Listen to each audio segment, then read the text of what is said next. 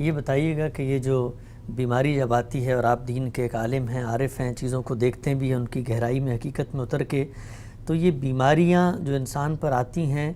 ان سے انسان کیا سیکھے، اور ان بیماریوں کے آنے کی وجوہات کو اللہ تعالیٰ کوئی سبق، کوئی تنبیہ دے رہے ہوتے ہیں؟ بیماری کے بعد ایک بندہ مومن کا اپنے پروردگار کے عالم سے کیسا معاملہ ہے؟ اس کو اللہ تعالیٰ نے ایک بڑی جامع تعبیر دی ہے قرآن مجید میں کہ انسان کے اوپر کوئی نہ کوئی چیز اللہ کے قاعدوں کے مطابق آتی رہتی ہے۔ ان قاعدوں میں ایک بڑا قاعدہ تو یہ ہے کہ اللہ نے یہ دنیا امتحان کے لیے بنائی ہے۔ اس میں لوگوں کو تکلیف سے بھی گزارا جاتا ہے، مشکلات سے بھی گزارا جاتا ہے، تنگ دستی کی صورت پیدا ہو جاتی ہے، ملازمتیں ختم ہو جاتی ہیں، کاروبار میں نقصان ہو جاتا ہے، ایسے ہی بیماری بھی بعض اوقات پے در پے آنا شروع ہو جاتی ہے۔ تو یہ سب چیزیں اللہ تعالیٰ نے امتحان کے اصول پر نازل کرنا ہوتی ہیں۔ دوسرا پہلو یہ ہے کہ بعض اوقات ہم غلطیاں کرتے ہیں، کوتاہیاں کرتے ہیں، ہمارے اندر کبر پیدا ہو جاتا ہے، اور یہ ضروری ہوتا ہے کہ اس کھوٹ کو نکال دیا جائے۔ قرآن مجید نے اس کے لیے بڑی خوبصورت تعبیر اختیار کی ہے سورہ آل عمران میں کہ ہم بندوں کی تمہیز کرتے ہیں، یعنی جس طرح سے آپ ایک سونے کو جس کے ساتھ کچھ ملاوٹ بھی ہو کٹھالی میں ڈال دیتے ہیں اور پھر اس کو کوشش کرتے ہیں کہ میل کچیل سے صاف کیا جائے، تو انسان کو بھی اس کی ضرورت ہوتی ہے۔ تو بیماریاں اس کا ذریعہ بنتی ہیں، تکلیفیں اس کا ذریعہ بنتی ہیں، ناکامیاں اس کا ذریعہ بنتی ہیں۔ اسی لیے یہ بڑی اہم بات ہے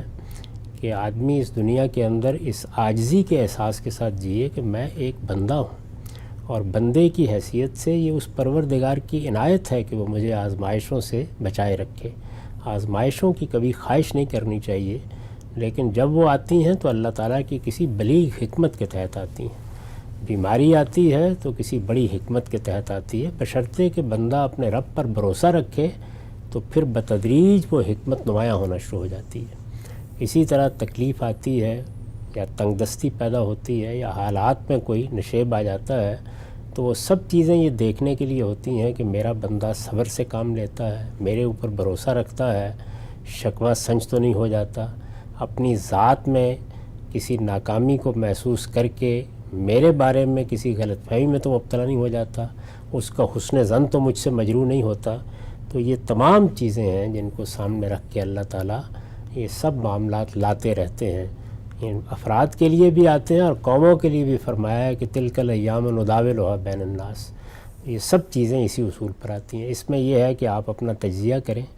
دیکھیں آپ سے کوئی غلطی تو نہیں ہوئی، کوئی کوتاہی تو نہیں ہوئی، کوئی کھوٹ تو دل میں نہیں تھا، کسی چیز کو نکالنے کے لیے اللہ نے آپ کو اس آزمائش سے تو نہیں گزارا۔ اور اگر یہ سب چیزیں نہ بھی ہوں تو بہرحال یہ دنیا ایک امتحان ہے جس میں شکر کا امتحان بھی ہوتا ہے، صبر کا امتحان، تو اس امتحان کو امتحان سمجھ کر ہی اس میں جینا چاہیے۔